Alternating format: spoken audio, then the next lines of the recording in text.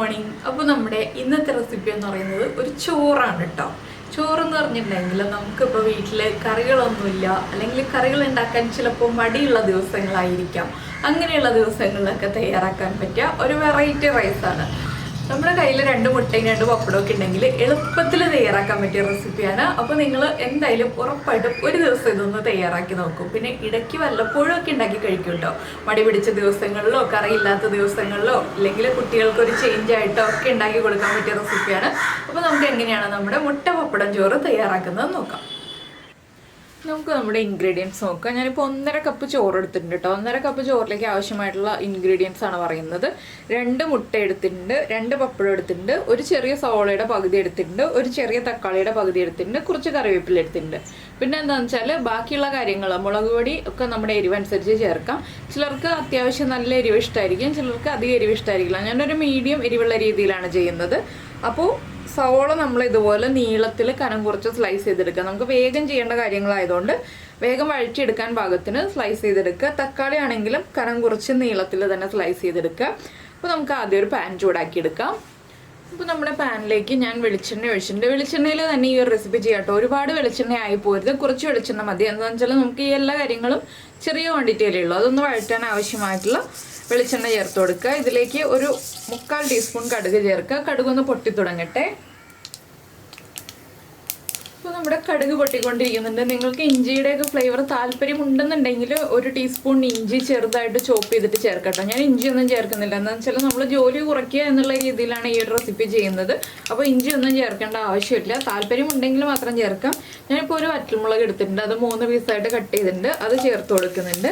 അതുപോലെ തന്നെ നമ്മൾ കട്ട് ചെയ്ത് വെച്ചിരിക്കുന്ന സവോള ചേർത്തിട്ട് നന്നായിട്ടൊന്ന് വഴറ്റിയെടുക്കണം. ഒരുപാട് ബ്രൗൺ ഒന്നും ആവണ്ട, ഒരുവിധം ഒന്ന് വഴറ്റിയെടുക്കുക.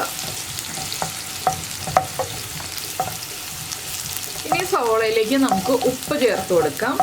നമ്മുടെ ചോറിനും മുട്ടയ്ക്കും എല്ലാം ആവശ്യമായ ഉപ്പ് നമ്മളിപ്പോൾ ചേർത്ത് കൊടുക്കണം. ഞാനിപ്പോൾ ഉപ്പ് ചേർത്തിട്ടുണ്ട്.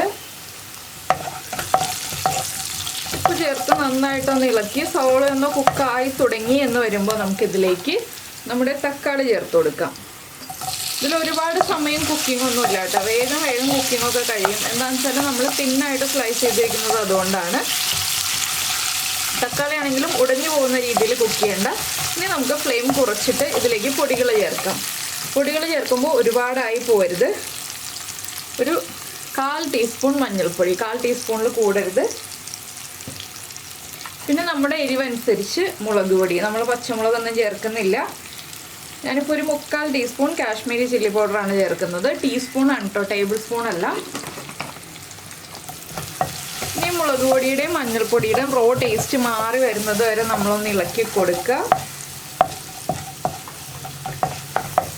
ഇതിലേക്ക് കറിവേപ്പിലയും കൂടി ചേർത്ത് കൊടുക്കാം. കറിവേപ്പില മുഴുവനും ഞാനിപ്പോൾ ചേർത്തിട്ടില്ല, കുറച്ച് ബാക്കി വെച്ചിട്ടുണ്ട്. നമുക്ക് ലാസ്റ്റ് ചേർക്കാനായിട്ട് കറിവേപ്പില ബാക്കി വയ്ക്കണം. മുളക് പൊടിയും മഞ്ഞൾപ്പൊടിയും ചേർത്തിട്ട് എപ്പോഴും ലോ ഫ്ലെയിമിൽ തന്നെ കുക്ക് ചെയ്തെടുക്കുക. അപ്പോഴേ അത് നന്നായിട്ട് കുക്കായി കിട്ടുകയുള്ളൂ, അതുപോലെ തന്നെ കരിഞ്ഞു പോകാതിരിക്കുകയുള്ളൂ. ഇനി നമുക്കിതിലേക്ക് മുട്ട പൊട്ടിച്ചൊഴിക്കാം.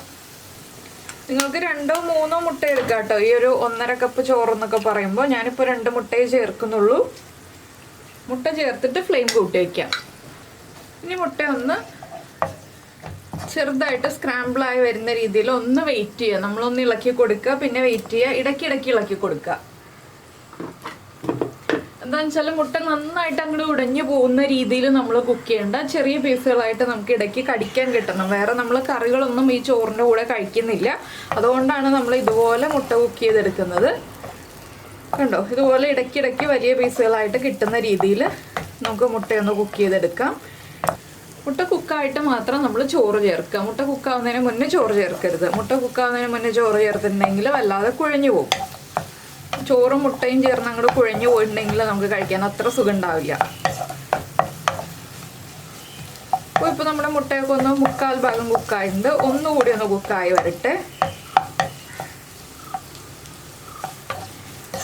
അപ്പോൾ നിങ്ങൾക്ക് ഈ ഒരു റെസിപ്പി ഇഷ്ടമാവുന്നുണ്ടോ? ഇത്രയും കണ്ടപ്പോൾ തന്നെ ഇഷ്ടമാവുന്നുണ്ടെങ്കിൽ ഇപ്പോൾ തന്നെ ഒന്ന് ലൈക്ക് ചെയ്തോളൂ കേട്ടോ. ബാക്കിയും കൂടി കാണുമ്പോൾ നിങ്ങൾക്ക് എന്തായാലും ഉറപ്പായിട്ട് ഇഷ്ടമാവും. അപ്പോൾ നമ്മുടെ കയ്യിൽ വേറെ വെജിറ്റബിൾസ് ഒന്നും ഇല്ലാന്നുണ്ടെങ്കിൽ 2 മുട്ടയും 2 പപ്പടവും ഉണ്ടെന്നുണ്ടെങ്കിൽ വേഗം തന്നെ നമുക്ക് ചോറിന് കറി റെഡിയാക്കാമല്ലോ. ചോറിന് കറി അല്ല, ചോറ് തന്നെ റെഡിയാക്കാം. അപ്പോൾ മുട്ട കുക്കായി കഴിഞ്ഞു. ഇനി ഞാൻ ചോറ് ചേർക്കാണ്. ചോറ് ചേർത്തിട്ട് നന്നായിട്ടൊന്ന് മിക്സ് ചെയ്യുക. ചോറിലേക്ക് മുട്ടയൊക്കെ നന്നായിട്ട് മിക്സായി വരുന്ന രീതിയിൽ ഒന്ന് ഇളക്കി കൊടുക്കുക. അപ്പോൾ തന്നെ നല്ല അടിപൊളിയായിട്ടുണ്ട്. ഇതിൻ്റെ കൂടെ നമുക്ക് നമ്മൾ എടുത്തു വച്ചിരിക്കുന്ന പപ്പടം ഒന്ന് പൊടിച്ച് ചേർക്കാം. പിന്നെ 2 തണ്ട് കറിവേപ്പിലയും. അപ്പോൾ നമ്മുടെ റെസിപ്പി ഇതാ ഇളക്കി മിക്സ് ചെയ്ത് കഴിയുമ്പോൾ റെഡി ആയി കഴിഞ്ഞു. ചൂടോടുകൂടി നമുക്ക് പ്ലേറ്റിലേക്ക് മാറ്റിയിട്ട് സെർവ് ചെയ്യാം. ഇത്രയുള്ള പരിപാടി. അപ്പോൾ വളരെ ഈസി അല്ലേ? എല്ലാവർക്കും ഇഷ്ടമായിട്ടുണ്ടാവുമെന്ന് വിചാരിക്കുന്നു. വളരെ എളുപ്പത്തിൽ തയ്യാറാക്കാൻ പറ്റുന്ന മുട്ട പപ്പടം ചോറ് റെഡി ആയി കഴിഞ്ഞു. അപ്പോൾ എല്ലാവരും ട്രൈ ചെയ്ത് നോക്കാം കേട്ടോ.